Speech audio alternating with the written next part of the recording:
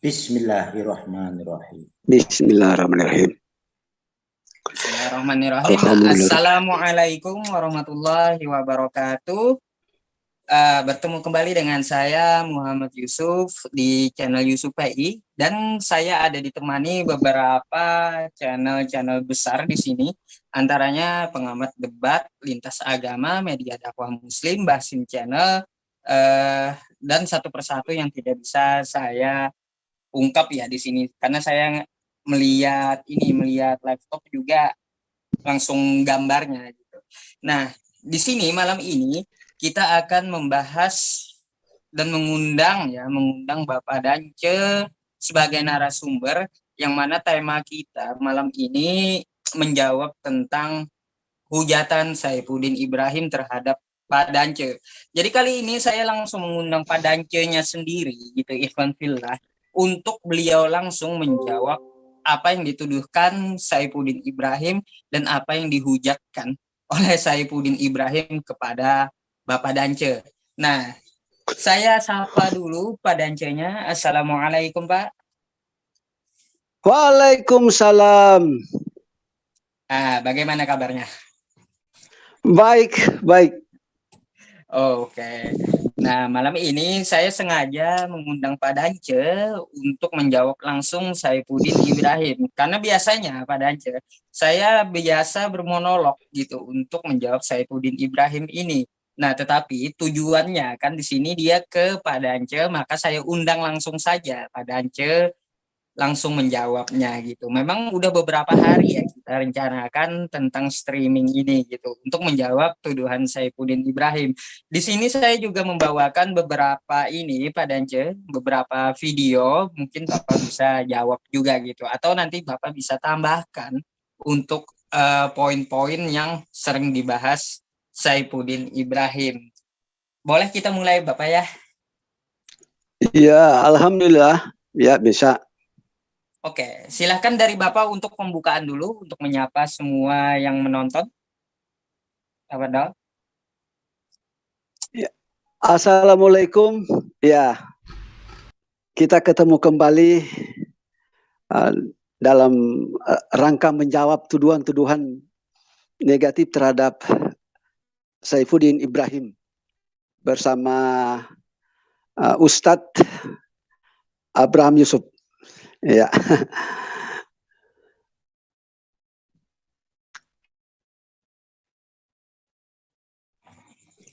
Baik, Pak. Apakah cuma segitu atau ada tambahan lagi untuk menyapa yang lain? Iya, begitu saja. Oke, baik. Kalau gitu kita tanpa berlama-lama ya Pak Dance, ya. Langsung saya sharekan sebuah video ke Pak Dance biar Bapak bisa langsung jawab nih.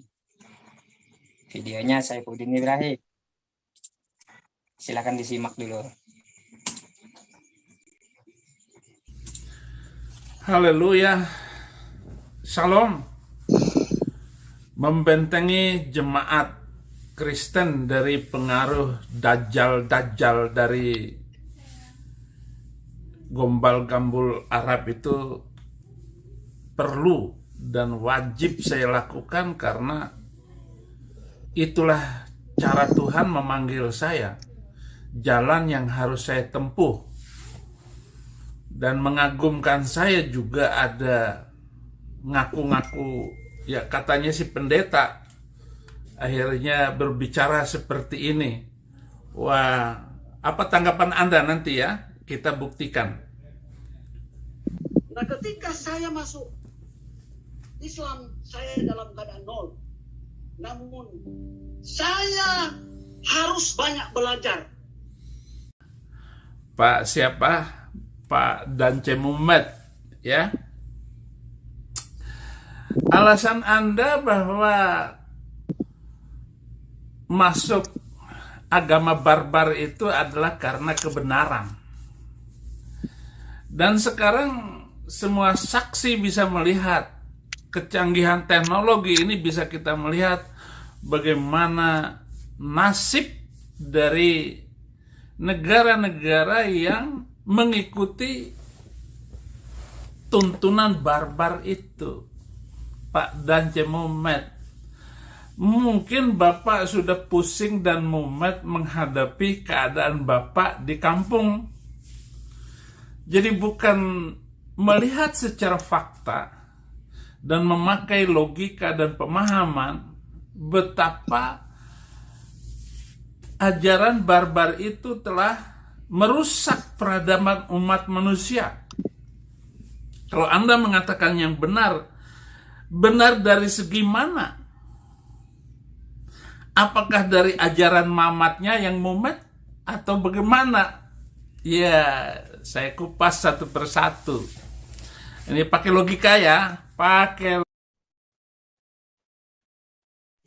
Baik, Pak Dance. Tadi poin yang dia bawa salah satunya adalah katanya ajaran Islam ini membuat negara-negara Islam itu sendiri hancur gitu, Pak Dance. Nah, mungkin Bapak bisa menjawab tuduhan ini, apa yang dituduhkan Saifuddin Ibrahim, agar apa? Agar ya bisa kita bilang mendoktrin Bapak kembali gitu loh, Pak.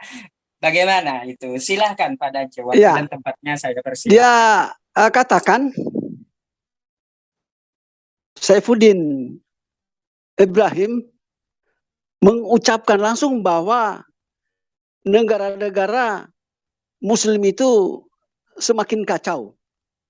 Tapi sekarang justru semakin berkembang. Iya. Di mana-mana kita temui negara-negara Arab, Saudi Arabia, dan juga ada beberapa negara seperti Brunei, Malaysia juga mayoritas Islam.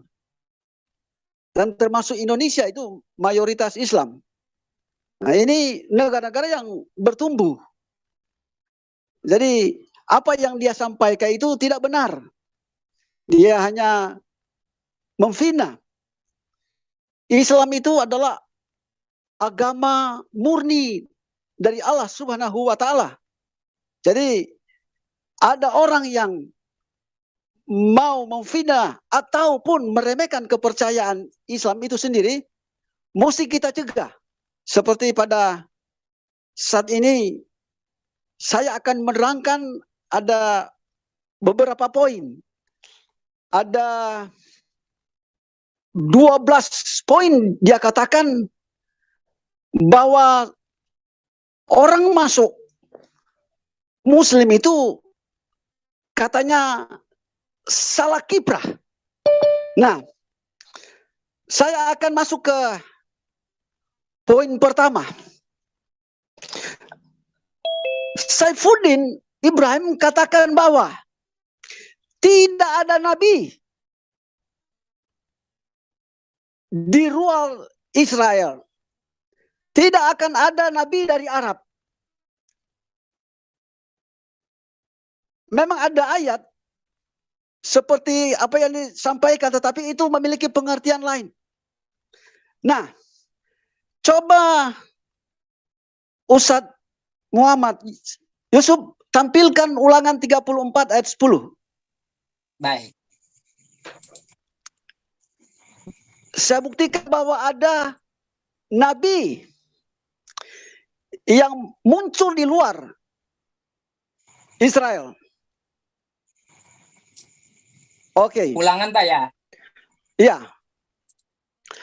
Ulangan 34. Ulangan 34. Baik. Nomor 10. Nomor 10.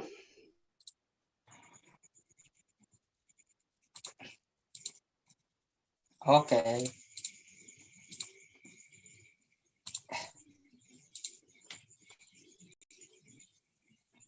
Saya bacakan. Iya, dibacakan. Nah, di sini dikatakan seperti Musa yang dikenal Tuhan dengan berhadapan muka. Tidak ada lagi nabi yang bangkit di antara orang Israel. Iya. Dalam bahasa Inggris, like Moses, seperti Musa. Ciri khas keadaan seperti Musa. Tidak ada nabi yang bangkit di antara Israel. Nah, kalau disimak ayat perkataan Allah ini, jelas sekali. Saya baca kembali. Seperti Musa yang dikenal Tuhan dengan berhadapan muka, tidak ada lagi nabi yang bangkit di antara orang Israel. Maksudnya, tidak ada nabi yang bangkit di tengah-tengah Israel, seorang nabi orang Israel yang situasinya seperti Musa. Ya, dari statusnya, dari cara-caranya akan muncul berdasarkan ayat Bible ini, akan muncul di luar Israel. Nah, saya tarik benang panjang. Ada nabi yang seperti Musa yang tidak muncul di Israel. Ya.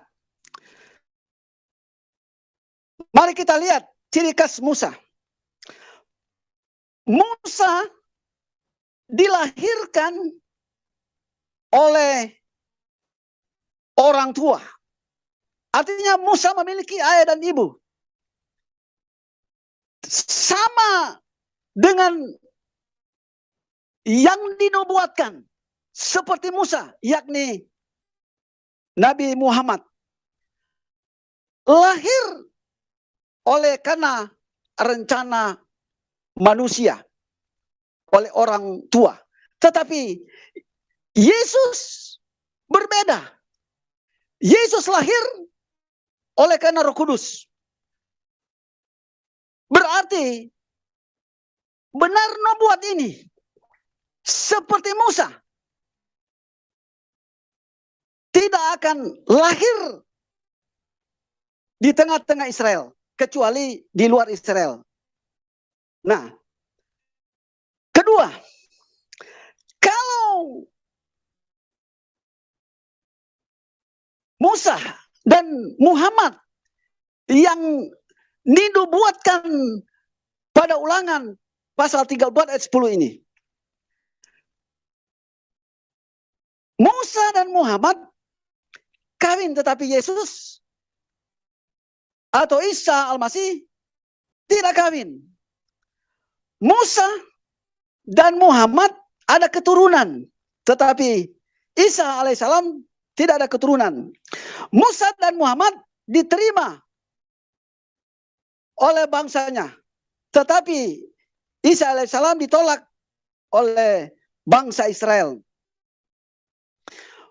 Musa dan Muhammad memiliki ciri khas sehingga tercipta hukum yang baru. Tetapi Yesus Kristus atau Isa Al-Masih, dia meneruskan Torah yang Allah berikan lewat Musa. Lalu selanjutnya, Musa dan Muhammad dua-dua mati. Sedangkan Yesus menurut Nasrani atau Kristen, dia itu hidup kembali. Lalu selanjutnya, Musa dan Muhammad dikuburkan, tetapi Isa alaihissalam naik ke surga. Dan yang terakhir, Musa dan Muhammad dikuasai oleh Roh Allah, tetapi Isa alaihissalam penjelmaan Roh Allah. Mengenapi nubuat tadi bahwa ada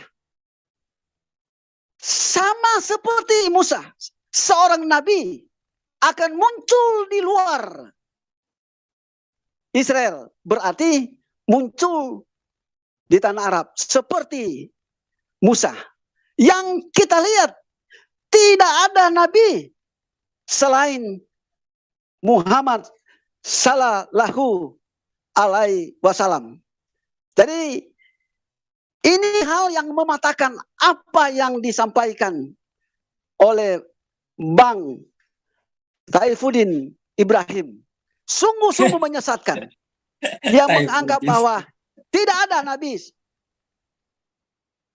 di luar Israel. Ternyata kitab Kristen itu sendiri telah menubuatkan.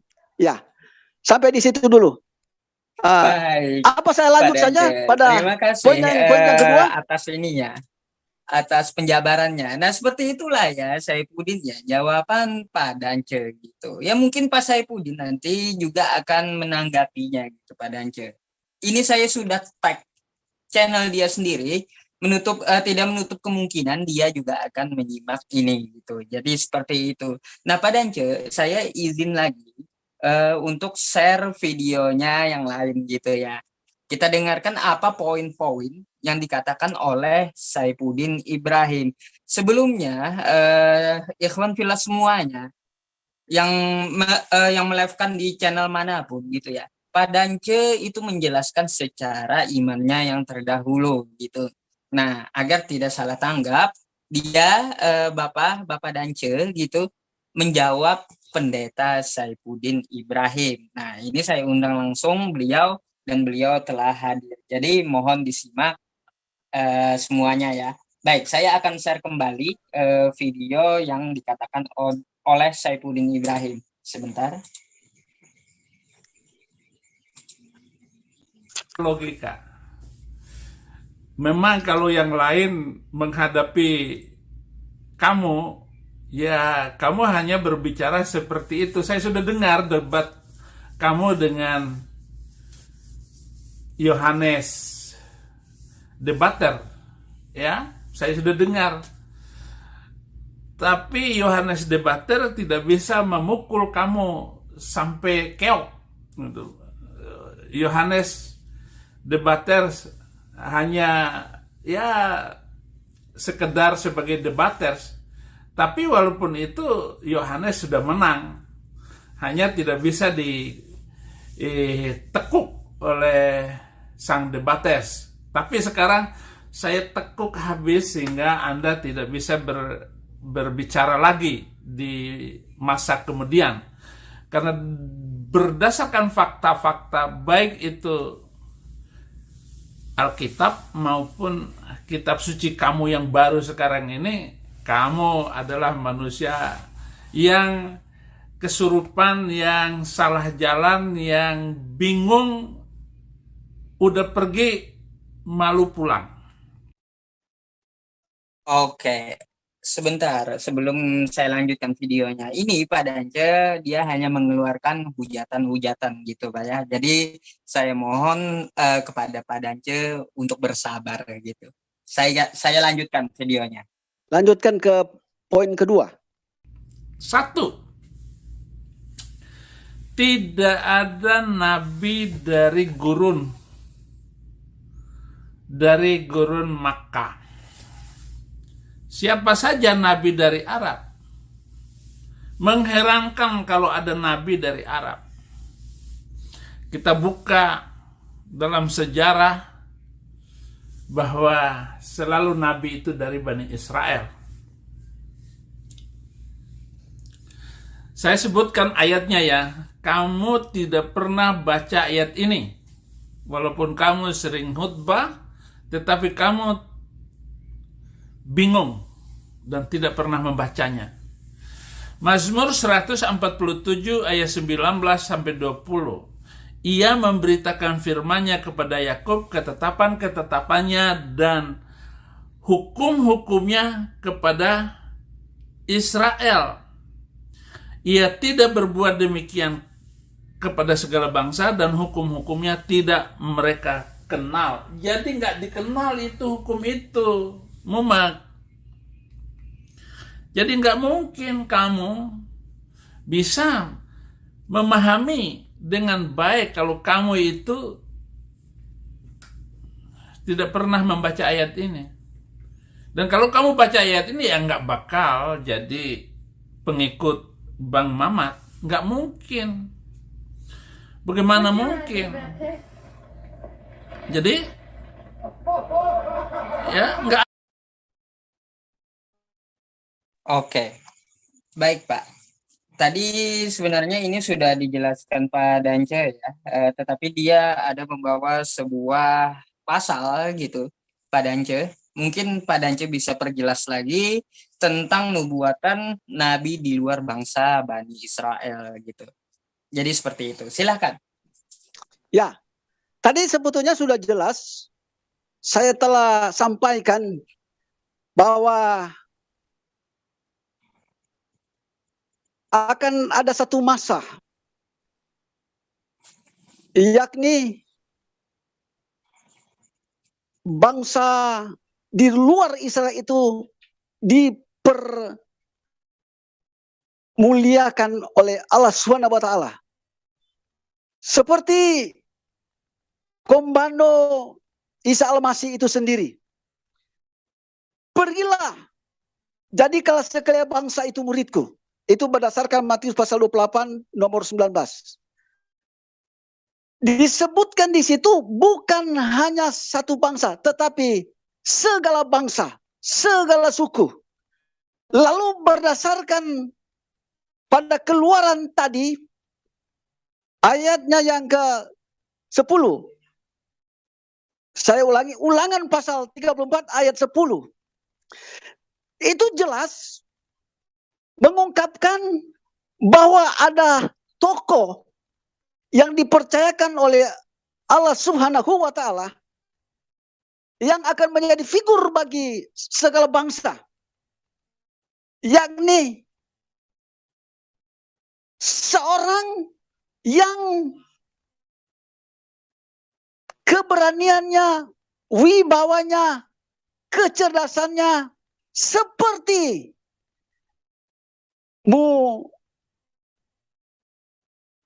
Muhammad. Yang dimaksudkan adalah seperti Muhammad. Jadi Musa adalah nabi yang tatap muka dengan Allah itu sendiri. Dan seperti saya telah jelaskan tadi, bahwa di dunia ini tidak pernah akan ada seorang nabi yang sama seperti Musa yang muncul dari Israel. Yang dimaksudkan ini adalah sama seperti Musa muncul di luar Israel. Ini bukan berbicara Isa Al-Masih, tetapi ini berbicara seorang nabi sesudah Isa Al-Masih. Karena dalam nubuat ini muncul bukan di Israel, tapi di luar Israel. Siapa dia? Muhammad Sallallahu Alaihi Wasallam. Iya, jadi sudah jelas. Baik Pak, terima kasih atas memperjelasnya gitu Pak Dance ya. Kita akan bukakan kembali apa yang dikatakan oleh Saifuddin gitu ya. Sebenarnya sih kurang cocok juga Pak Dance namanya itu Saifuddin Ibrahim, kurang cocok gitu. aduh, tapi nggak apa-apa lah. Coba kita lanjutkan lagi videonya ya. Saya lagi, silakan disimak. Nah, ini khusus Bapak saja yang menjawabnya gitu.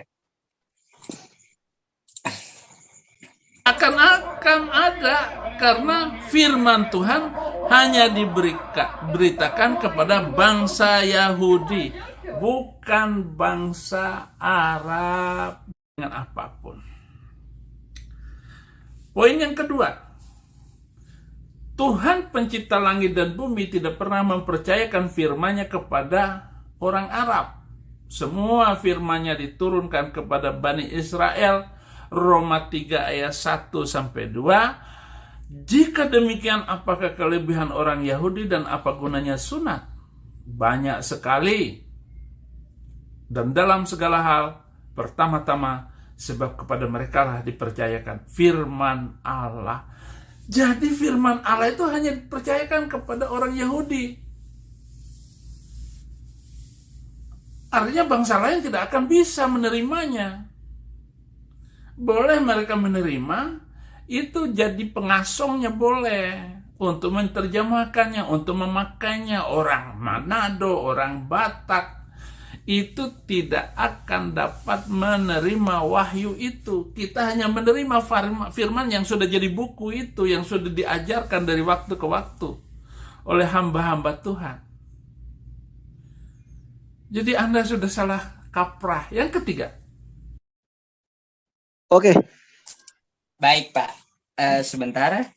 Tadi dia mengatakan, di situ dikatakannya, Pak Dance, tidak ada diwakilkan firman Tuhan itu di luar bangsa Israel. Gitu. Tadi kan dia pertama mengatakan itu masalah nabi tidak ada di luar bangsa Israel. Nah sekarang firman Tuhan katanya tidak diberikan di luar bangsa Israel. Silahkan, Pak. Apa? Ya. Coba buka kembali apa yang dia sebutkan tadi. Roma 3 ayat 1 dan 2. Baik.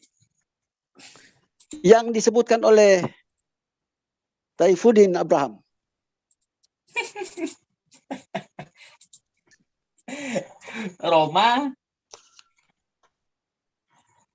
Roma 3 ayat 2. Sebentar, Pak ya. Saya carikan nih Roma. Nih Roma. Roma 3 ayat 2. Oke. Tuh, saya bacakan. Banyak sekali dan di dalam segala hal. Pertama-tama, sebab kepada merekalah dipercayakan firman Allah. Nah, Ya. jadi seperti itu bunyinya, Pak. Nah, di sini ada kata pertama-tama. Pertama-tama, sebab merekalah dipercayakan firman Allah. Jadi kalau saya gali dalam bahasa asli, ini permulaan firman itu disampaikan. Kalau ada pertama berarti ada periode berikut. Seperti pertama muncul Torah, tiba-tiba muncul Injil. Jadi pertama muncul Torah, tiba muncul Injil. Dan Injil sudah ada, muncul surat-surat para rasul-rasul. Ya memungkinkan di kemudian hari akan muncul Al-Quran. Jadi ini betul-betul membantah apa yang telah disampaikan oleh Saifuddin. Ya. Ya bersama juga seperti saya telah sebutkan tadi. Yang disebut firman itu seperti kata orang-orang Nasrani, yakni Yesus Kristus, menyuruh 12 muridnya itu menjadikan murid segala bangsa. Jadi ada firman yang selanjutnya yang Yesus sampaikan, ada firman yang Allah Subhanahu wa Ta'ala berikan kepada Yesus, lalu transferkan kepada murid-muridnya, kepada segala bangsa. Jadi hal ini membuat kita cerdas dan kita mengerti bahwa firman itu bukan hanya lewat bangsa Yahudi. Ya. Oke. Oh, oke. Kalau seperti itu baik. Mungkin ada tanggapan sedikit juga dari saya. Nah, tadi menurut Bapak itu pertama-tama berarti ada kelanjutannya. Iya, gitu, betul, Pak, ya. betul. Nah, setelah Taurat berarti ada Injil. Iya. Injil disempurnakan pula oleh Al-Quranul Karim. Karena Al-Quran itu sebagai penyempurna dan pembeda gitu.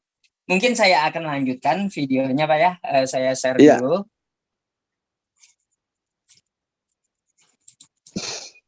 Ini Udin nakal ini. Mau menyesatkan orang aja kalian. Yang ketiga ini mengerikan. Muhammad. Keselamatan dunia akhirat tidak datang dari orang Arab, tapi datangnya dari Yahudi. Yohanes 4 ayat 22. Kamu menyembah apa yang tidak kamu kenal, kami menyembah apa yang kami kenal, sebab keselamatan datang dari bangsa Yahudi. Jadi kita tidak boleh membenci siapapun, tetapi ini adalah fakta yang ditulis di dalam Alkitab, sejarah itu. Tidak ada usaha upaya untuk menipu ataupun memprovokasi. Tapi Bapak sendiri bisa buka kok Alkitab. Nanti juga saya akan sampaikan ayat-ayat dari kitab Anda yang baru sekarang ini. Ya, Pak Muhammad ini baru ya umur belum setahun. Ya, masih perlu makan bubur. Ya, oke, minum Pak. ASI, Bapak. Baik, Ya. silakan Pak, mungkin Ya. ditanggapi apa Oke. yang dikatakannya tadi.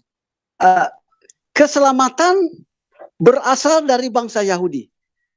Nah, kalau berbicara keselamatan, itu tidak bisa dipisahkan dengan juru selamat. Juru selamat tidak bisa dipisahkan pada sumber pemberi keselamatan itu, yakni Allah Subhanahu wa Ta'ala. Artinya tauhid satu-satunya Allah. Kalau misalnya keselamatan itu di luar Yahudi, masih ada keselamatan di Indonesia, sumber keselamatan berasal dari Indonesia, lalu sumber keselamatan itu berasal dari Korea, berarti sudah jamak penyelamannya itu. Tambah lagi keselamatan dari Thailand, maka lebih banyak keilahian itu.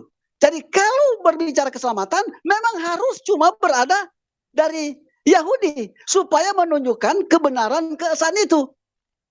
Karena sumber keselamatan di sana artinya Allah itu esa yang akan menyelamatkan bangsa Israel dan orang-orang di luar bangsa Israel. Jadi kalau ada beberapa negara memiliki sumber keselamatan, berarti ada beberapa Tuhan situ.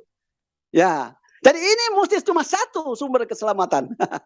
Bermula segala sesuatu dari Yahudi, otomatis disebutkan di sana. Artinya Elohe yang kita terjemahkan Theos atau Allah itu dialah sumber keselamatan. Kalau beberapa negara sudah beberapa Allah itu. Jadi memang harus cuma bersumber pada satu. Ya. Nah, ini kebodohan Saifuddin ini. Dia tidak mengerti rahasia keselamatan dan tauhid itu. Dia menunjukkan kebodohannya sendiri. Betul-betul menyesatkan. Jadi mesti kita bantah. Oke. Jadi gini Pak, jangankan masalah Kristen, dia masalah tauhid Islam pun kagak paham itu si Udin Pak. Makanya dia murtad gitu. Kalau kita ya di dalam Islam jelas seperti apa bahwa kita itu dijamin keselamatannya oleh Rasulullah Shallallahu Alaihi Wasallam. Kullu ummati yadkhuluna jannah illa man aba. Semua umatku pasti akan masuk surga. Nah, kecuali yang enggan seperti si Udin gitu loh, Pak. Pak Danci ketawa. Saya ini lagi, Pak ya. Saya share lagi ya. Baik. Astagfirullah, bentar. Sebentar, saya buka dulu. Tadi ketutup saya, Pak. Mohon maaf. Tadi udah sampai poin 3. Oke, baik, ditunggu ya. Nah, nih.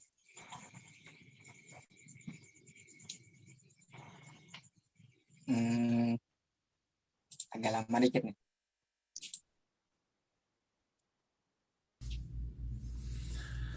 Haleluya. Oke. Lu jangan ngastur di sini. Mana ini? Oh, mohon maaf, bukan. Kelihatan Mbak? Belum. Facebook dulu. Ya, bisa saja. Oh, ini dia. Tuh. Ini. Jangan banyak minta-minta. Makan aja tuh daging babi kalau mau. Jangan minta daging kambing. Kalau nggak mau ya sudah. Kembali ke Arab sana. Itu kata Perdana Menteri Australia. Berani sekali. Kita percepat dikit ya. Dan banyak suku bangsa akan pergi serta berkata, mari kita naik ke gunung Tuhan. Bangsa cabul korma. Yesaya 2 ayat 2-3. Akan terjadi pada hari-hari yang terakhir. Tempat rumah Tuhan akan berdiri tegak di hulu gunung-gunung dan menjulang tinggi di atas bukit-bukit. Segala bangsa akan berduyun-duyun ke sana. Dan banyak suku bangsa akan pergi serta berkata, mari kita naik ke gunung Tuhan, ke rumah Allah Yakub, supaya ia mengajar kita tentang jalan-jalannya dan supaya kita berjalan menempuhnya. Sebab dari Sion akan keluar pengajaran dan firman Tuhan dari Yerusalem. Pengajaran hanya datang dari Sion. Sion itu berbicara tentang kemuliaan, bahwa pengajaran harus dimulai diawali dengan kemuliaan hidup, bukan dengan asah pedang. Nggak boleh sampean. Dan firman Tuhan datangnya dari Yerusalem, tidak datang dari Madinah, tidak datang dari Mesir, tidak datang dari Mekah, nggak akan datang, apalagi datangnya dari gua. Emangnya satria gua hantu? Oke, Ya, Pak. Sebentar. nggak bisa. Jelas. Saya matikan. Oke. Ya. Gimana itu, Pak? Ya, Itu ini pengajaran hampir sama dari dengan tadi. Sion. Keselamatan dan firman. Cuma Ya, satu ya. sumber. Ya. Firman hanya datang dari Sion. Sion tempat ketinggian.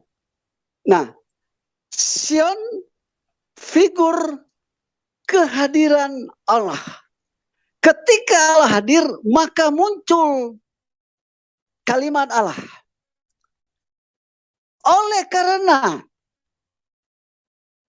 Kristen, Islam, dan Yahudi itu hanya yakin satu Tuhan, tauhid, maka hanya satu sumber. Jadi Sion artinya sumber. Kalau sudah 7 sumber, sudah 7 Tuhan di situ. Lagi-lagi si Saifuddin menceritakan kebodohannya. Ya. Ini yang jelas Pak Dance. Ya. Katanya pengajaran cuma dari Sion gitu. Ya. Tapi nggak ada juga kan bahwa firman Tuhan itu turun dari Bima, apalagi dari Amerika gitu. Juga nggak ada kan seperti itu. Nggak ada. Astagfirullahaladzim.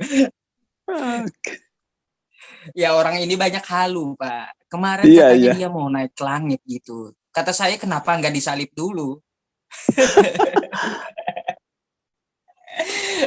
Baik. Nah menanggapi saya tadi gimana Pak?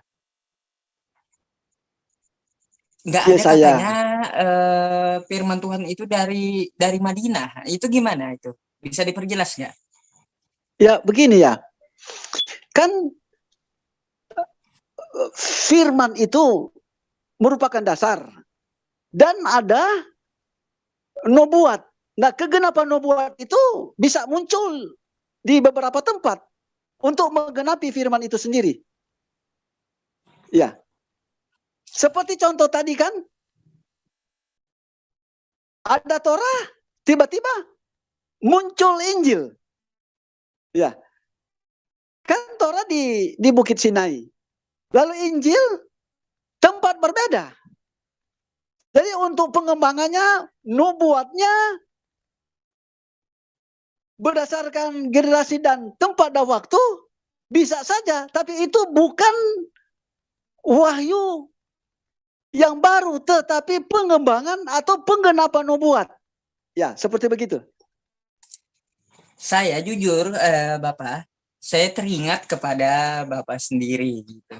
Sebelum Bapak masuk ke dalam agama Islam, kita pernah berdiskusi tentang hal ini, tentang dari Bani Kedar yang Bapak menurut saya lebih ahli gitu menjelaskan nubuatan Rasulullah Shallallahu Alaihi Wasallam. Yang kita bahas dari ulangan gitu, Pak. Nah itu yang satu. Terus saya komparasikan ke Quran surah Al-Haqqah. Masih ingat nggak itu? Nah, itu sepertinya saya teringat dengan Pak Danjo sendiri gitu, Pak. Ini apa saya teruskan? Ya, lanjut. Boleh. Sebentar, saya bantu share lagi. Ini biar naik ke langit dia sekalian. Sekali tegas pengajaran dari firman Tuhan dari Yerusalem, dari Sion akan keluar pengajaran. Amin. Kebenaran kitab Arab.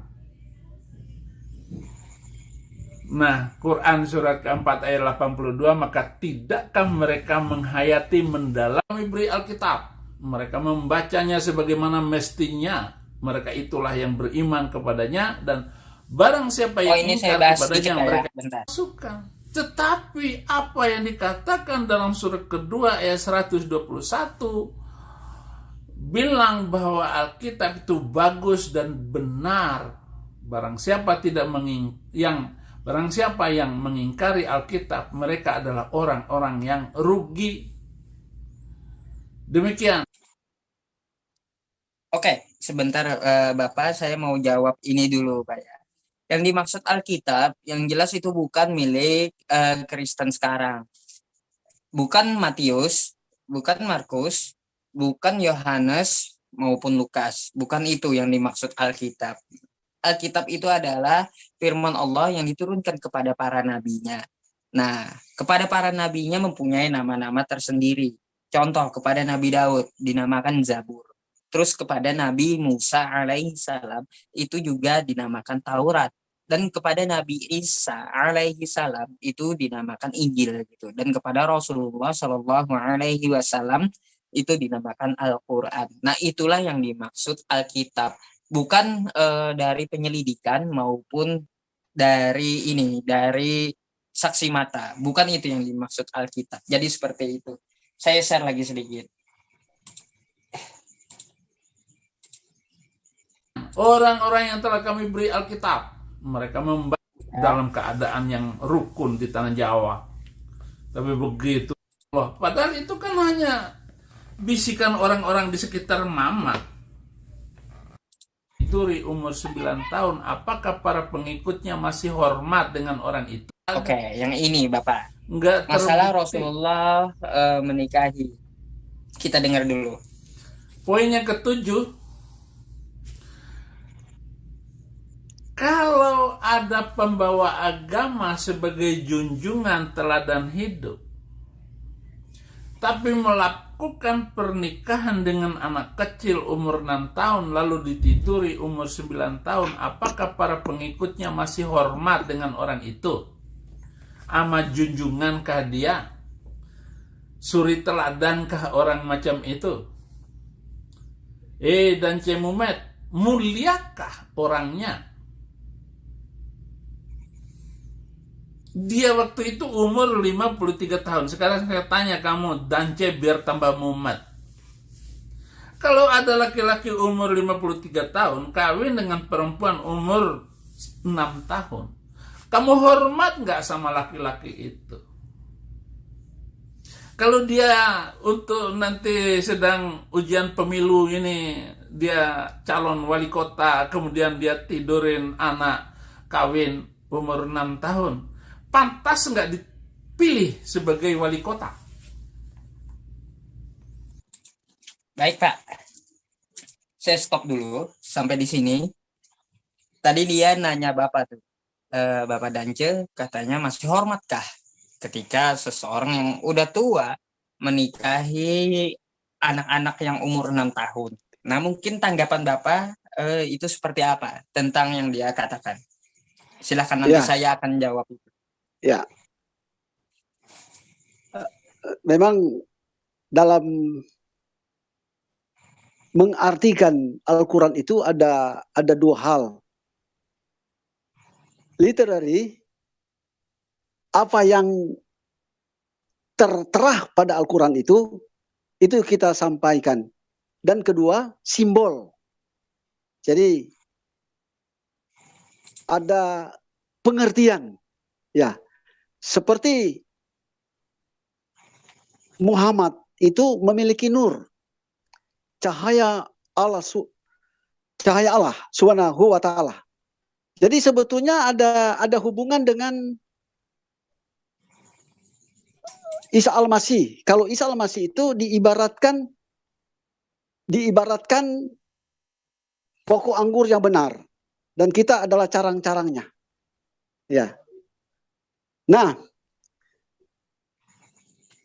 kalau kita gali lebih mendalam, ini ada hubungan dengan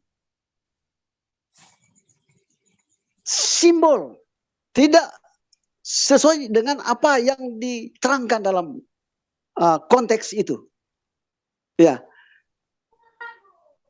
seperti anak kecil kan itu masih perlu dibina.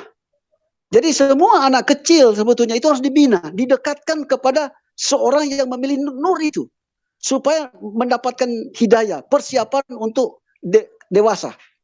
Ya, ada seorang ahli mengatakan bahwa Aisyah memiliki kakak yang Asma. Umur mereka beda 10 tahun. Ya. Pada saat hijrah, jadi ini Asma ini sudah usia 38 tahun. Nah, 28 tahun. Oh ya, iya, sudah benar. usia 28 tahun. Jadi pada saat si Muhammad mendekati si Aisyah, berarti dia sudah usia 18 tahun. Karena kan beda 10 tahun. Jadi seperti itu. Baik, Pak. Saya mohon tambahan dari Nggak apa-apa. Karena Ustadz Yusuf, karena saya belum menyelidiki hal itu. Baik. Jadi begini, apakah kita masih menghormati gitu ketika orang tua menikahi seorang anak gitu ya?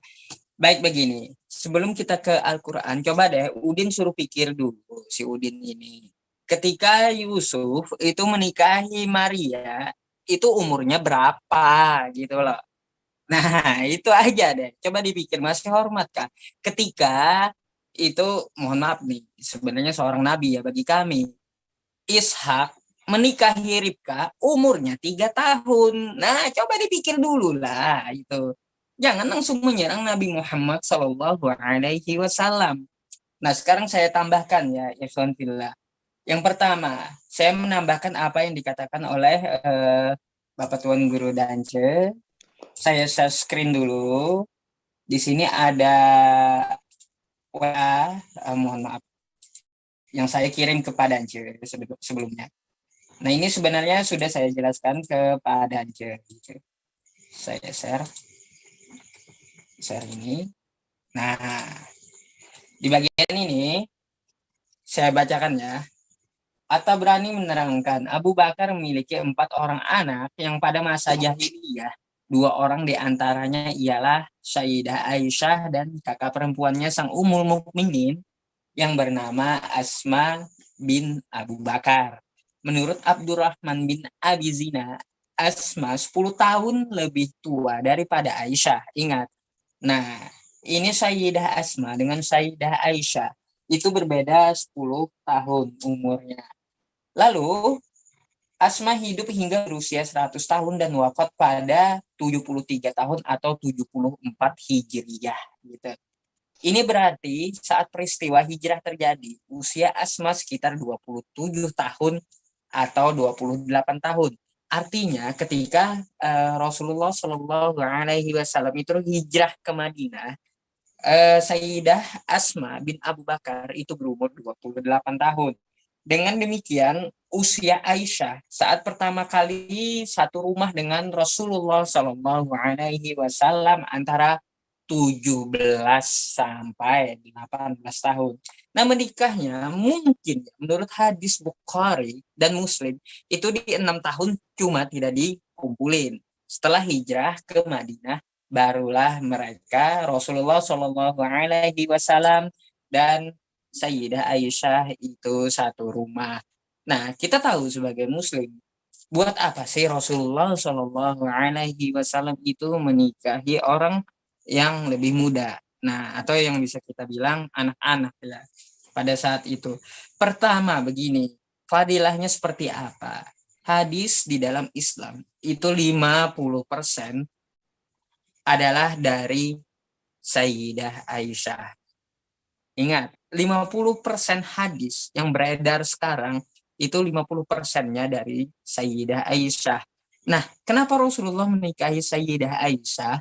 Pertama nih, orang yang lebih muda itu ingatannya lebih kuat.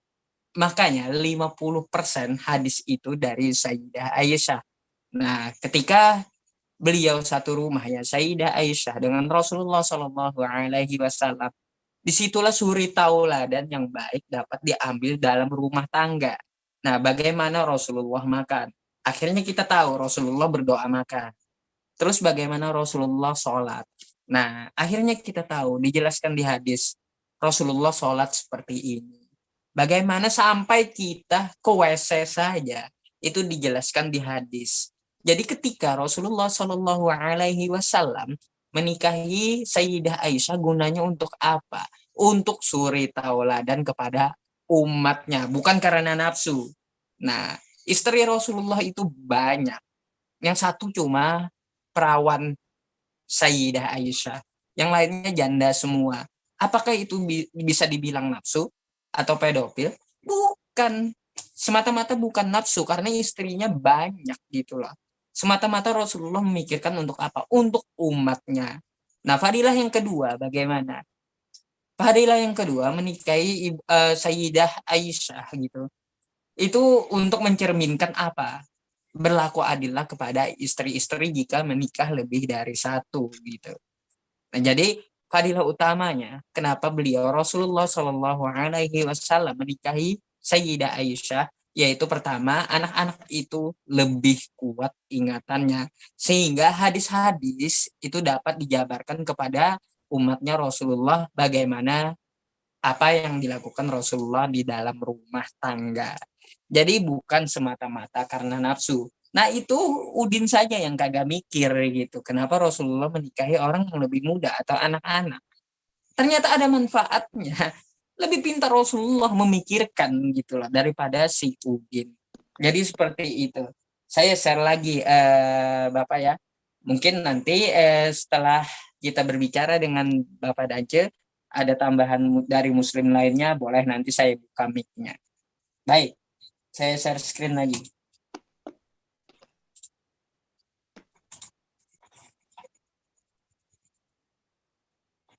Woi, Dance Muhammad. Coba jawab. Yang jujur aja, jujur hati kita. Jujurlah padaku. Jujur.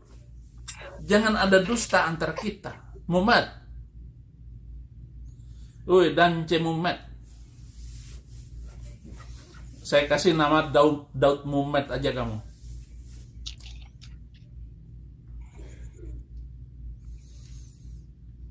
Wah, banyak sekali yang marah sama saya. Saifuddin Ibrahim itu tidak tahu hadis. Agak penting yang dan ringkasnya riwayat-riwayat hadis yang Aisyah sendiri. Aisyah yang ngomong umur 6 tahun. Ada wanita yang menyerahkan dirinya kepada mama. Sampai puluhan juta saya beli. Sekarang internet lengkap. Nggak perlu beli buku lagi. Kecerdasan saya makin meningkat. Waduh. Mengawas pelaksanaan pendidikan di sana, karena di situ akan menjadi rambu-rambu. Jadi Aduh. pelecehan-pelecehan itu di Banyuwangi, di Ciamis, di Bandung, di Bogor, di Bekasi, di Jakarta, terus mengorbankan banyak orang, merusak generasi masa depan. Bagaimanapun pesantren sudah membantu pemerintah di dalam mengatasi ketidakmampuan pemerintah menyiapkan sarana pendidikan, lembaga pendidikan yang bagus. Dan lembaga pendidikan yang dibangun pemerintah pun masih harus bayar sampai hari ini. Akan Cepat dulu, Pak, ya. mengerikan, Iya, saudara-saudara. dipercepat dulu. Mereka yang pindah dari negara Masuk poin lain ke-8. juga membawa kekacauan dan berusaha mengatur, merebut kekuasaan. Kayak begitu, ini, bangsa turunan Ma'il. Bangsa yang tidak bisa diajak bersatu. Ngaco dan ngaco.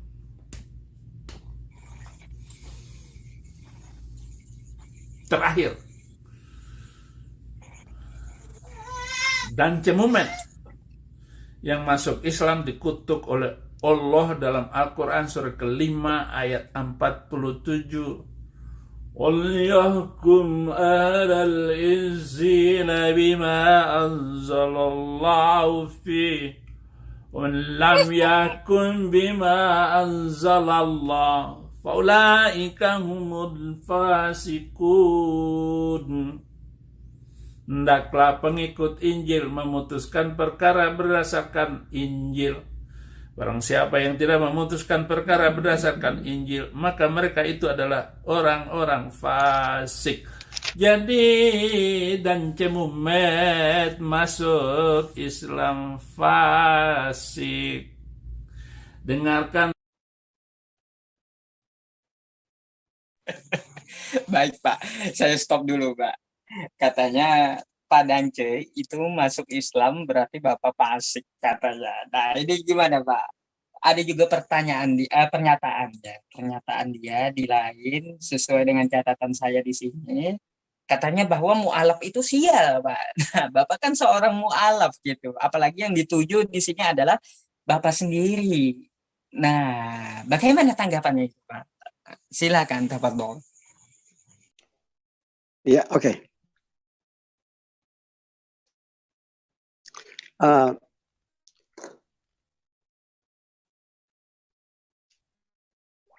Justru orang-orang mualaf itu mendapatkan keberuntungan. Ya.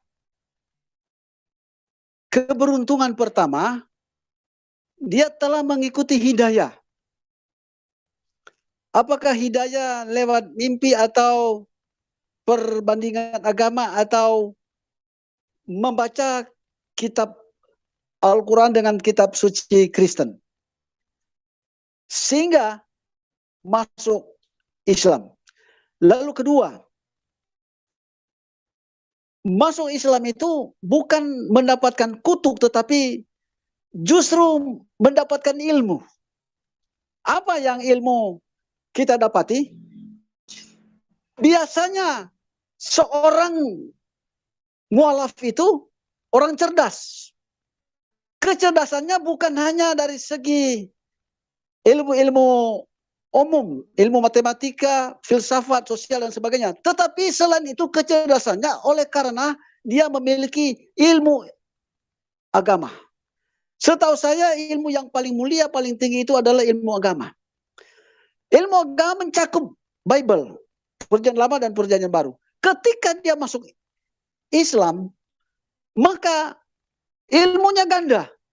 Selain mengerti Perjanjian Lama dan Baru, dia tertambah atau mendapatkan satu ilmu pengetahuan yang sukar ditemukan. Yakni dia mendapatkan ilmu yang tertulis dalam Al-Quran itu sendiri. Jadi pada saat dia belajar Al-Quran, pada saat itu bersamaan itu dia telah belajar bahasa, ilmu bahasa, yakni bahasa Arab. Nah, bahasa Arab itu sesuatu yang sangat luar biasa. Karena dengan bahasa kita berkomunikasi dengan sesama manusia, dan dengan bahasa Arab kita berkomunikasi dengan baik dengan Allah Subhanahu wa Ta'ala. Dan dengan bahasa itu juga menciptakan kita ramah. Dengan bahasa kita dekat sesama dengan Muslim. Dan dengan bahasa itu juga, yakni bahasa Arab, kita dapat mengucapkan nama sesama itu, lalu dengan bahasa itu kita menghormati. Nah, ilmu yang saya sebutkan tadi itu ada hubungan dengan dari generasi ke generasi.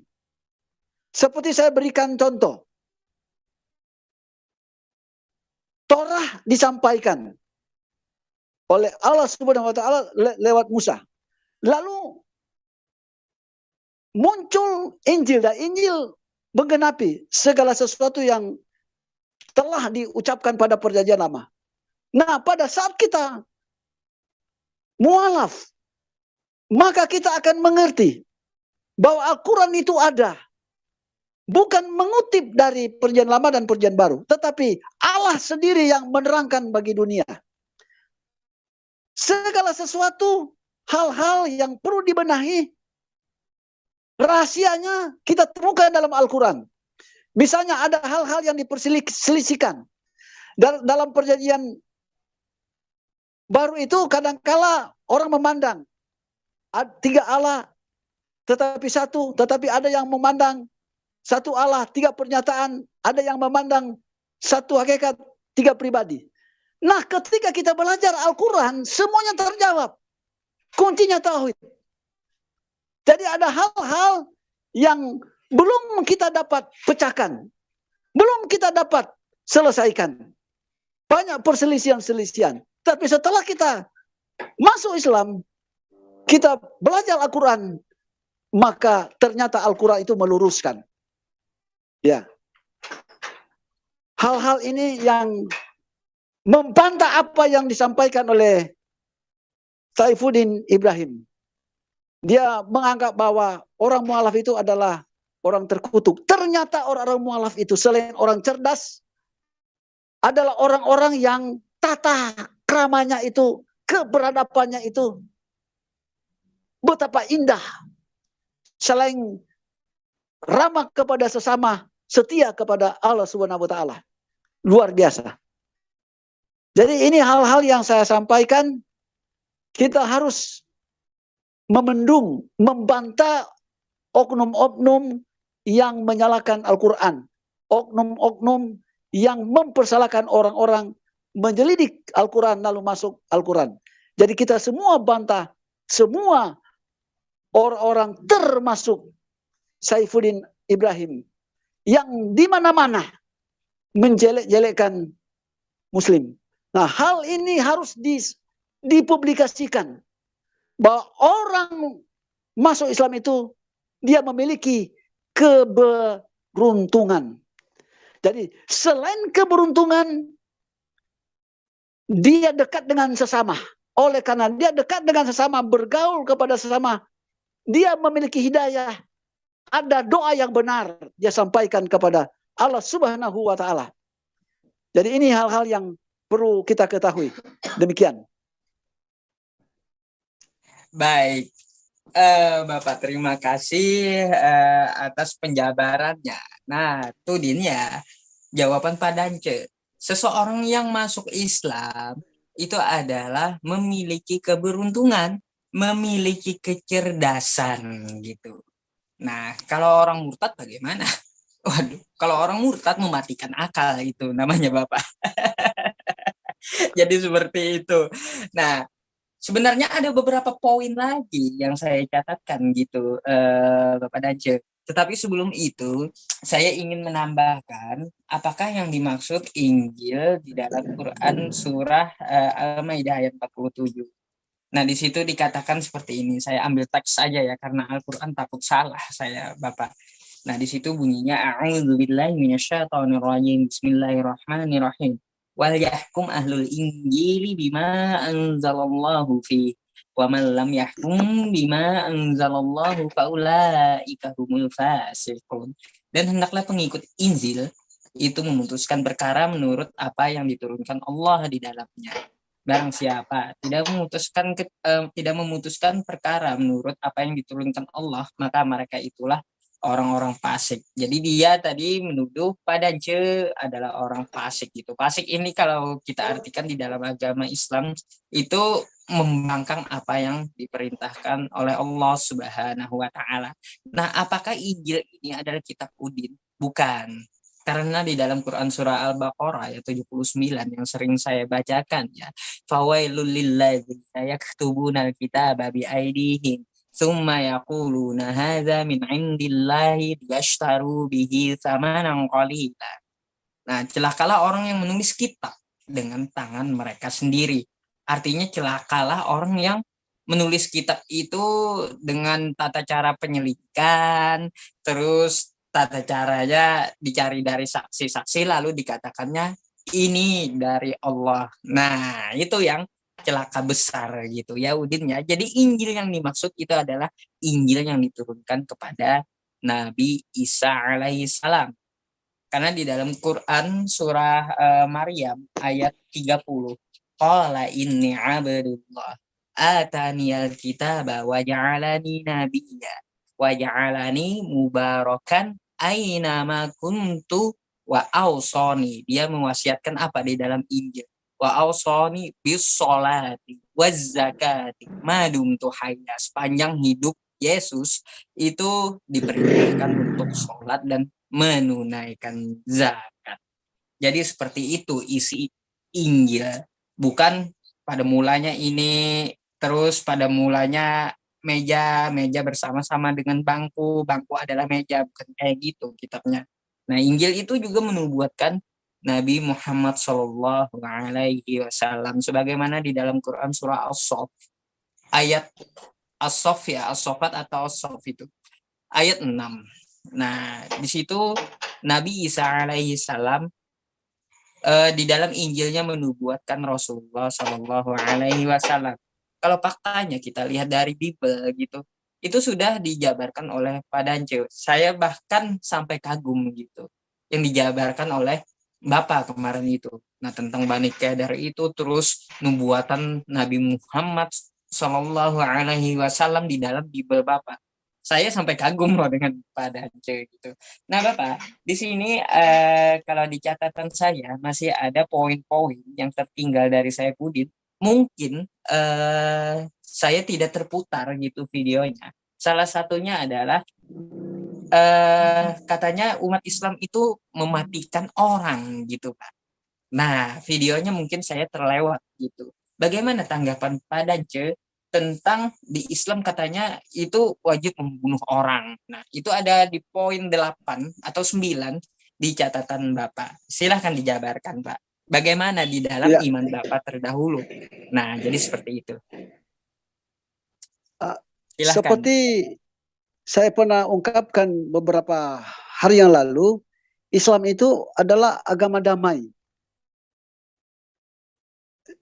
Ada suatu pepatah mengungkapkan begini, jika engkau ingin damai, bersiap-siaplah engkau berperang.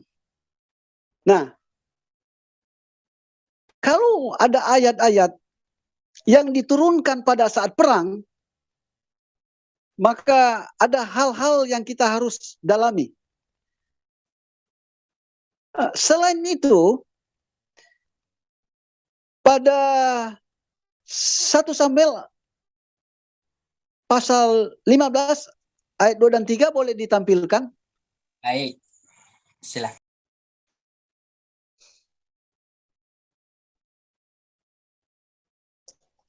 Ya, sementara 1 Samuel, Pak, ya. Sementara kita menunggu, Baik, silakan dilanjut. sebetulnya Al-Quran itu tidak pernah mengajarkan untuk membunuh orang, tidak pernah. Tetapi ada maksud-maksud tertentu. Ya. Seperti hukum yang berlaku di mana-mana. Ini contoh saja ini di luar Al-Quran itu sendiri. Saya ambil dalam tatanan hukum di luar Al-Quran itu. Ya. Misalnya ada seorang penjahat, maka ada hukum untuk mengarahkan dia. Jadi ini mengarahkan dia. Ketika dia itu dilepaskan, maka dia akan menciptakan kekacauan. Jadi harus dihukum. Seumur hidup di penjara. Atau ada hukum yang selebih itu. Nah,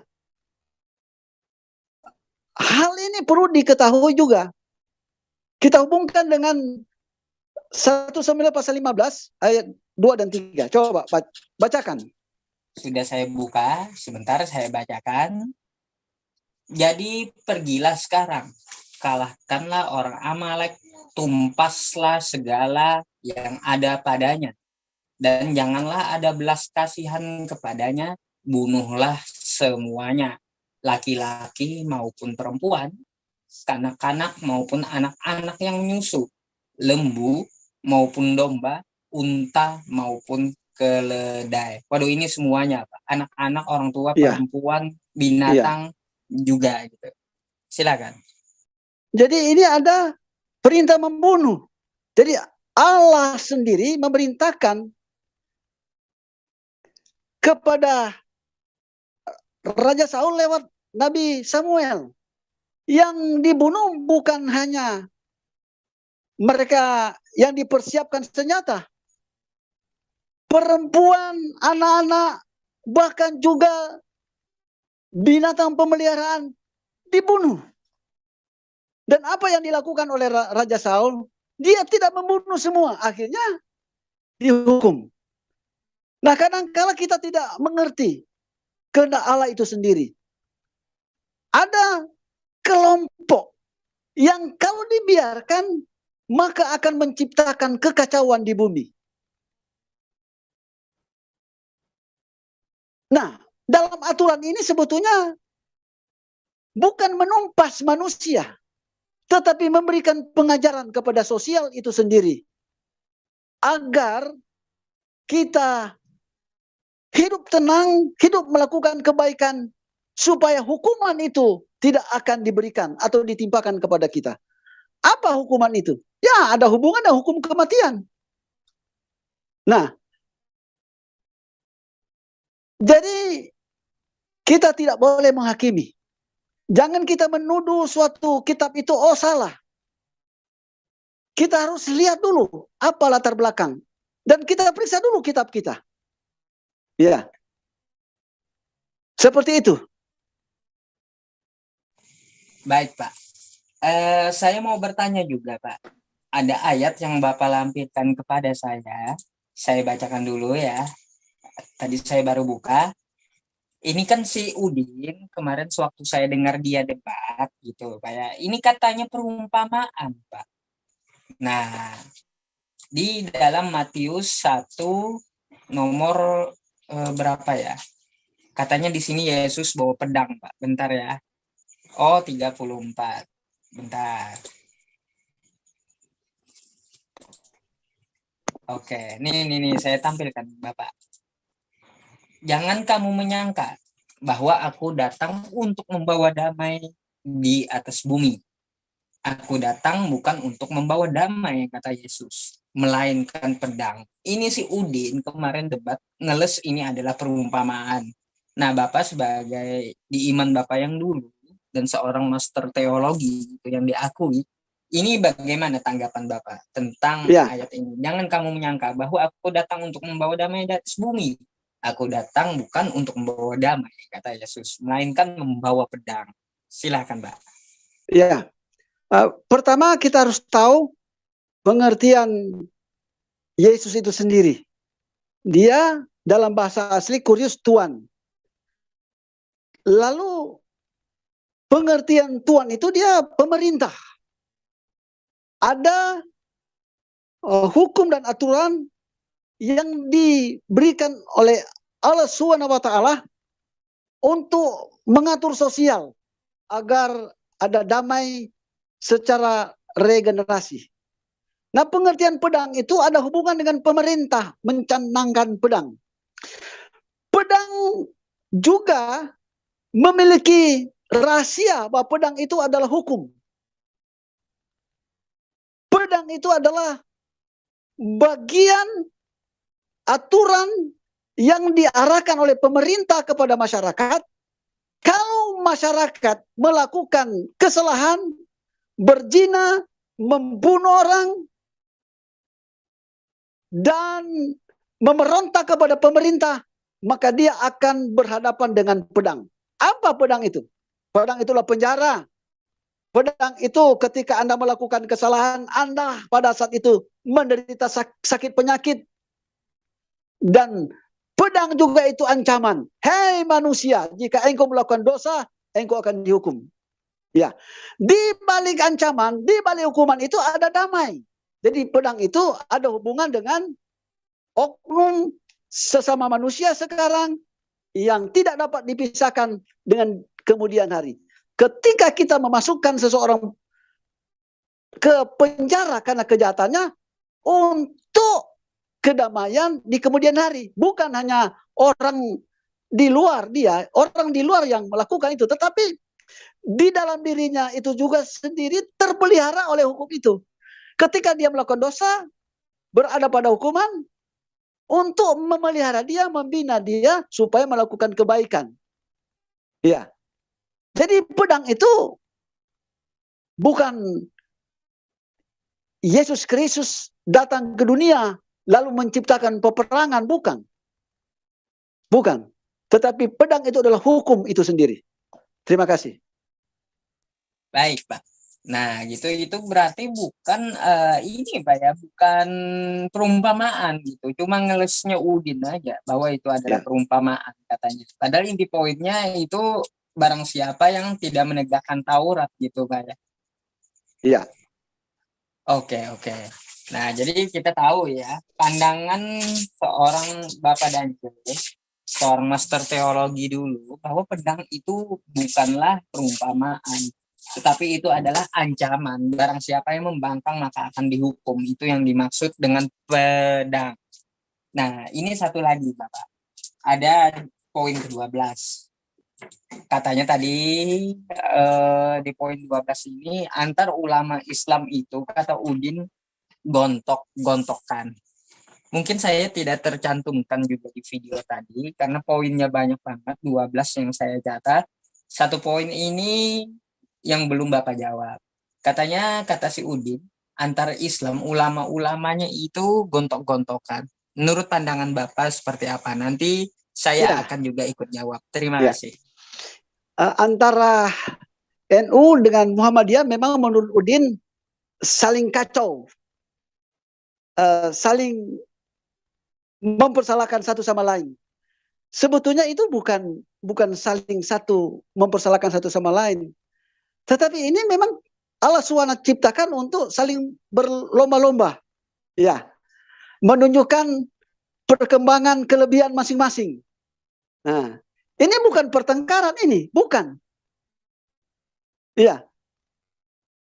Hal yang diciptakan oleh Allah itu sendiri, walaupun satu wadah tetapi memiliki perbedaan. Nah inilah, perbedaan itu indah, karena lewat perbedaan itu kita bisa melihat siapa yang lebih, maka yang lebih berpengetahuan itu akan membagikan, atau yang berpengetahuan akan melihat. Yang berpengetahuan lebih akan menjadi contoh. Nah ini namanya berlomba-lomba. Jadi bertindak kita berbeda, tetapi endingnya adalah satu tujuan, memuliakan Allah Subhanahu wa taala. Iya. Jadi ini bukan uh, perbedaan dalam pandangan doktrin itu, tidak. Ini berlomba-lomba saja. Karena kan satu Al-Quran. Memang dalam kekristenan juga itu satu Bible, satu Alkitab, tetapi setiap gereja memandang Alkitab itu. Sehingga ada doktrin atau tata cara yang berbeda-beda. Tetapi perbedaan itu bukan merupakan suatu kesalahan, tetapi perbedaan itu hal yang biasa. Karena istri dengan suami juga itu memiliki pandangan berbeda. Tidak perlu jauh-jauh. Suami male, istri female. Jadi berlainan jenis. Ketika ada perbedaan, berlainan jenis menyatu, maka ada kenikmatan. Artinya kenikmatan menghasilkan anak-anak yang cerdas. Oleh karena perbedaan. Nah, gitu. Jadi Muhammadiyah dengan NU bukan gontok-gontokan, bukan saling mempersalahkan, bukan. Justru orang NU boleh belajar di pesantren Muhammadiyah. Begitu juga sebaliknya. Endingnya kembangkan kehendak Allah Subhanahu wa Ta'ala. Ya. Masya Allah. Kesimpulannya hanya satu Al-Quran, tetapi Tuhan izinkan pandangan berbeda-beda untuk berlomba-lomba kembangkan kebenaran dari surga. Oke. Baik, terima kasih Bapak atas pandangannya gitu ya. Jadi seperti ini, mungkin ada tambahan dari saya sedikit. Benar apa yang dikatakan oleh Pak Dance gitu. NU dengan Muhammadiyah itu bukan saling gontok-gontokan ulamanya maupun pengikutnya, seperti yang dikatakan Udin itu hanya framing gitu. Biar yang di luar Muslim juga tahu gitu, Bapak. Karena apa? Selama ini kan mereka sering mengadu, NU dengan Muhammadiyah saling mengkafirkan, kata si Udin. Nah, sama pengikut-pengikutnya dan kroco-kroconya gitu loh. Padahal kita yang berbeda pendapat itu masalah syar'i gitu, masalah syara. Nah, yang satu mengatakan harus seperti ini, yang satu mengatakan seperti ini, tetapi yang disembah sama, yaitu Allah Subhanahu wa Ta'ala. Nabinya juga sama, yaitu Nabi Muhammad Sallallahu Alaihi Wasallam. Panduan hidupnya juga sama, yaitu Al-Quran dan hadis gitu. Tapi kalau masalah pendapat di kehidupan sosial itu memang ada perbedaan, tetapi perbedaan itu bukan membuat perpecahan. Karena Tuhannya sama, nabinya sama, terus panduan hidupnya Al-Quran dan hadis itu sama. Benar apa yang dikatakan oleh Bapak gitu.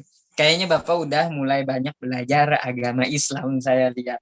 Mungkin di catatan saya Bapak sudah semua poin yang saya keluarkan untuk Bapak. Di sini Matius 28 udah, ya saya udah, di Bible wajib membunuh orang, yang seperti yang dikatakan Udin.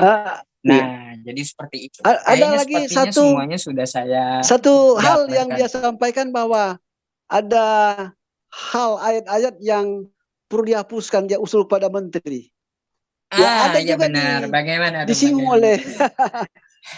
Silakan. Ya. Lalu saya hubungkan dengan apa yang dia sampaikan, bahwa kitab itu katanya telah menambahkan. Lalu dia hubungkan di kitab Wahyu. Barang siapa menambahkan kitab, maka akan mendapatkan malapetaka. Nah, tidak ada yang keliru Al-Quran itu. Karena memuat intisari hal-hal yang utama dalam kitab suci. Misalnya Taurat, Injil, Musa, dan Nabi-Nabi. Lalu Isa alaihissalam. Dimuat pada Al-Quran itu. Satupun ayatnya itu tidak ada yang kurang, tidak ada yang salah. Ya, selain Al-Quran itu kegenapan dari semua kitab-kitab terdahulu, meluruskan dari kitab-kitab terdahulu, isi Al-Quran itu juga saling melengkapi. Ya, kalau ada tokoh mengatakan harus ada kitab yang dihapus, apalagi Saifuddin Ibrahim mengatakan 300 ayat harus dihapus. Nah, ini satu penyalahan, penghakiman. Hal ini oknumnya telah menyatakan kebodohannya sendiri. Mana mungkin firman Allah itu dihapus? Kalau dia telah turunkan, maka pasti itu akan dilaksanakan, diberitakan untuk kemakmuran dan kebaikan demi keselamatan umat muslim itu seluruh dunia. Jadi setelah Al-Quran itu diturunkan, maka Al-Quran itu akan berkembang sesuai dengan perkembangan zaman berdasarkan dakwah oleh para ustadz-ustadz itu sendiri. Dan Al-Quran itu bukan telah menciptakan hukum baru seperti yang disampaikan oleh Saifuddin. Hukum, maksudnya hukum di luar pikiran alam. Bukan, tetapi Al-Quran itu adalah betul-betul berasal dari Allah Subhanahu wa Ta'ala sendiri. Bukan berasal dari manusia. Bukan sumbangan pikiran Muhammad. Bukan sumbangan para wakil-wakilnya. Bukan sumbangan nabi palsu. Tetapi keseluruhan alam pikiran Muhammad telah dikuasai ilham surgawi. Tutur kata Muhammad telah dikuasai oleh pikiran Allah sendiri. Jadi satu pun tidak ada yang meleset. Tetapi keseluruhan itu adalah berguna untuk ilham, berguna untuk pengembangan ilmu, dan berguna untuk dakwah. Bukti konkret, seorang semakin menggali Al-Quran itu, semakin diberkati, semakin cerdas, semakin sejahtera. Dan orang mengabaikan Al-Quran itu semakin malang, semakin memiliki malapetaka. Karena mengabaikan Al-Quran itu.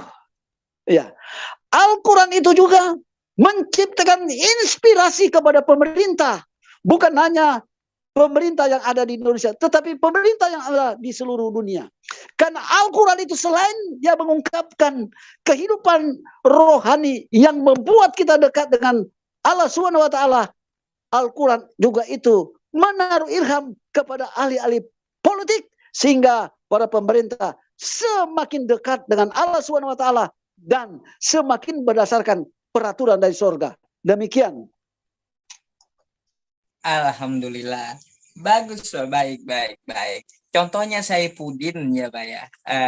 Itu dia mengabaikan Al-Quran, terus memusuhi Islam, akhirnya hidupnya luntang-lantung kan, Iya. kayak gitu.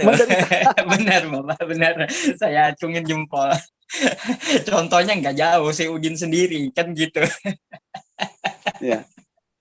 Benar-benar, Bapak. Nah, jadi di sini benar apa yang dikatakan oleh Bapak Danje. Sedikit tambahan dari saya. Nah, di dalam Quran surah Al-An'am ya, 115 di situ dikatakan wa tammat kalimatu rabbika sidqan wa adala la mubaddila li kalimati wa huwas samiul alim. Nah, telah sempurnalah kalimat Tuhanmu dan tidak akan ada yang dapat mengubahnya. Wong gimana mau dihapus, Pak? Ada di otak dan di hatinya umat muslim semua Al-Quran itu. Jadi meskipun mushafnya hilang di muka bumi ini, kami masih bisa bikin gitu, Pak ya. Al-Quran itu berbeda dengan Bible gitu. Nah, terus di dalam Quran juga inna nazzalna dzikra wa inna lahu lahafizun. Jadi kami yang menurunkan Al-Quran, kata Allah Subhanahu wa Ta'ala, difirmankannya di dalam Al-Quran, dan kami pula yang menjaganya. Nah, jadi seperti ini, Pak. Live streamingnya kan memang sudah 1,5 jam, tapi ada sesuatu yang menarik dari saya begitu Pak, tentang foto di belakang Bapak gitu. Itu ada yang di belakang. Nah, di situ doa Bapak kami. Yesus itu mengajarkan berdoa kepada Bapa, bukan ya berdoa atau mengusir setan dengan namanya. Itu bagaimana Pak? Menarik perhatian saya dari tadi. Mungkin bisa dijelaskan sedikit. Terima kasih. Nah, ya, Isa alaihissalam sendiri berdoa kepada Bapa. Jadi Bapa itu menurut Kristen itu Allah Subhanahu wa Ta'ala sang pencipta. Oleh karena dia berdoa kepada Allah, maka para pengikutnya harus berdoa kepada Allah, bukan berdoa kepada Yesus. Ya kan? Dalam kekristenan itu mengakui bahwa Yesus itu adalah Allah, Yesus itu adalah Tuhan. Tetapi Yesus sendiri menyangkal ketuhanannya. Dia bilang, Allah yang satu dan aku adalah utusan. Iya. Jadi doa Bapa kami itu suatu dalil yang tidak bisa dibantah. Menunjukkan bahwa Allah itu adalah sesembahan satu-satunya. Dan Yesus adalah perantara. Iya. Lalu ada pertanyaan tadi, Anda katakan kenapa Kristen itu memakai ungkapan dalam nama Yesus? Ya. Ada dua hal. Pertama, sebut dalam nama Yesus. Ini menunjukkan bahwa Yesus itu adalah perantara. Seperti dalam suatu doa, Yesus mengajar berdoa sebut Allah. Jadi demikian juga semua umat Kristen itu kalau gali dalam Alkitab hanya berdoa kepada Allah. Lalu kedua, kenapa Kristen melakukan segala sesuatu dalam nama Yesus? Karena Yesus itu disebut Immanuel. Immanuel, Allah beserta kita. Jadi Allah beserta kita. Pada saat kita sebut dalam nama Yesus, kita telah sebut Allah beserta kita. Pengertian Allah beserta kita adalah roh Allah yang diutus oleh Allah beserta kita. Jadi begitu. Sekali lagi saya katakan bahwa Yesus adalah nabi. Yesus adalah perantara. Benar. Yesus adalah juru selamat. Karena Allah di dalam Yesus, itulah sebabnya dia disebut juru selamat. Kesimpulannya, penyelamat itu adalah Allah di dalam Yesus. Ya. Jadi kalau tidak ada Allah di dalam Yesus, dia tidak bisa disebut juru selamat. Karena dia melakukan apa yang disampaikan oleh Bapa di sorga, serta apa yang disampaikan itu berarti keselamatan dan penyelamat itu adalah Allah di dalam Yesus itu sendiri. Oke. Baik, terima kasih atas penjelasannya. Makanya saya menarik tadi fotonya itu tadi di belakang itu Pak. Wah, kebetulan jamnya juga udah hampir jam 12 gitu ya. Takutnya Bapak juga mau istirahat. Katanya di sini ada yang bertanya sebenarnya Pak. Apakah ada peserta yang boleh bertanya kepada Bapak gitu? Ini di luar ini ya acara kita gitu ya. Iya. Satu pertanyaan boleh. Oh, oke. Baik. Kalau gitu sebelum lanjut ke pertanyaan, ngopi dulu Ikhwan Fillah dan saya bacakan di sini.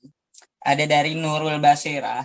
Tolong sampaikan salam saya kepada Ance. Semoga Allah Subhanahu wa taala menjaga keimanannya bersama keluarga dalam keadaan Islam. Ya.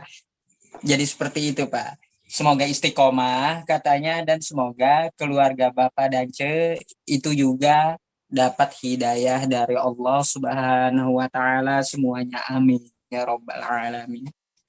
Baik, kita ke pertanyaan. Bang Basin silakan. Katanya cuma satu gitu. Mungkin beliau habis ini mau beristirahat. Tafadhol. Silakan Bang Basin. Cek. Bang Basin. Bang Basin silakan dibuka mic-nya. Oke. Ini nggak ngerespon. Mungkin ada satu pertanyaan sebelum penutupan kepada Bapak Dance dari Ikhwan Fillah semuanya. Saya bukakan mic-nya. Silakan. Silakan. Ada pertanyaan? Katanya tadi ada ini enggak? Ada yang bisa bertanya enggak? Nah, kata Bapak Dance boleh satu pertanyaan. Silakan. Baiklah. Kalau gitu tidak ada pertanyaan ya. Bukan jangan saya yang disalahkan ntar gitu. Karena saya tawarkan untuk bertanya dan Pak Dance juga menawarkan salah satu pertanyaan gitu. Tetapi tidak ada yang ngomong. Jadi mohon maaf semuanya. Nah, jadi seperti itu. Hanya ada doa untuk Bapak Dance. Katanya semoga istiqomah. Nah, mungkin Bapak bisa memberikan closing statement-nya untuk mengedukasi semuanya ataupun ada pesan-pesan untuk semua muslim yang ada maupun yang mu'alaf. Begitu Bapak. Tafadhol, dipersilahkan. Ya, saya mengulangi apa yang diharapkan oleh sahabat-sahabat kita muslim, harus istiqomah. Jadi ini hal yang saya ingin sampaikan. Sebelum saya menjadi muslim, saya sudah sebetulnya telah mendakwakan, telah menyampaikan kepada non-muslim itu bahwa Al-Quran itu berasal dari Allah. Apalagi saya sudah berada pada muslim itu sendiri. Kemana saja saya pergi, saya harus menjadi tiang, memberitakan kabar kesukaan tentang kebenaran Al-Quran itu sendiri. Nah, saya hanya mengingatkan kepada non-muslim itu sendiri. Mari kita memiliki pandangan yang luas, jangan mempersalahkan Al-Quran. Silakan Anda yakini apa yang engkau yakini. Tetapi biarkanlah kita saling sama-sama bertumbuh. Dan saya ingatkan kembali kepada Saifuddin Ibrahim, engkau harus bertobat. Akuilah kesalahanmu. Jangan menyalah-nyalahkan Muslim dan Al-Quran. Tetapi benar dirilah. Sesuatu yang salah tidak perlu disebut-sebut kesalahan. Maka oknum atau para pakar dari Islam itu sendiri akan membenar diri sendiri. Sehingga hidup tenang, tentram. Wassalamu warahmatullahi wabarakatuh. Waalaikumsalam warahmatullahi wabarakatuh. Terima kasih Bapak atas waktunya, terus atas pencerahannya hari ini. Nah, mungkin Saifuddin Ibrahim juga akan menonton video ini dan sudah lengkaplah jawaban Bapak. Nanti kita lihat saja reaksinya seperti apa kalau Bapak udah menjawab gitu. Saya yakin dia akan menonton gitu. Dan kita berterima kasih kepada teman-teman yang telah mendoakan Bapak Dance juga. Semoga istiqomah dan beliau saat ini sedang berdakwah kepada para pendeta yang ada di daerah beliau. Dan beliau juga sedang mempelajari agama Islam. Makanya beliau sering nggak muncul gitu ke permukaan. Paling di tempat saya atau di Mu'alaf Ayah Sophia. Nah, sebelum saya tutup, saya berterima kasih kepada Bapak dan saya juga mendoakan Bapak Dance sesuai dengan apa yang apa yang diperintahkan oleh para nabi terdahulu, seperti Nabi Ibrahim, seperti Nabi Musa, seperti Nabi Isa, dan apa yang diajarkan Allah Subhanahu wa taala di dalam Al-Qur'an, yaitu apa? Wala tamutunna illa wa antum muslimun. Dan janganlah kamu mati kecuali dalam keadaan Islam. Jadi seperti itu. Bapak semoga istiqomah. Salam untuk Bapak. Terima kasih atas waktunya. Semoga keluarganya juga mendapatkan hidayah dari Allah Subhanahu wa taala. Salam buat keluarga Bapak juga.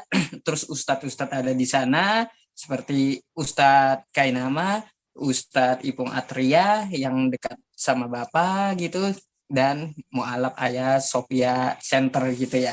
Jadi saya sangat berterima kasih atas kehadiran dan Bapak mau menyempatkan waktunya hari ini untuk kita menjawab Saifuddin sendiri. Nanti Bapak boleh ambil rekamannya untuk keperluan channel Bapak gitu. Nah nanti saya kasih gitu Pak ya, rekamannya di drive. Jadi seperti itu. Dan jangan lupa juga untuk ikhwan fillah semuanya untuk mendukung channel Bapak Dance gitu.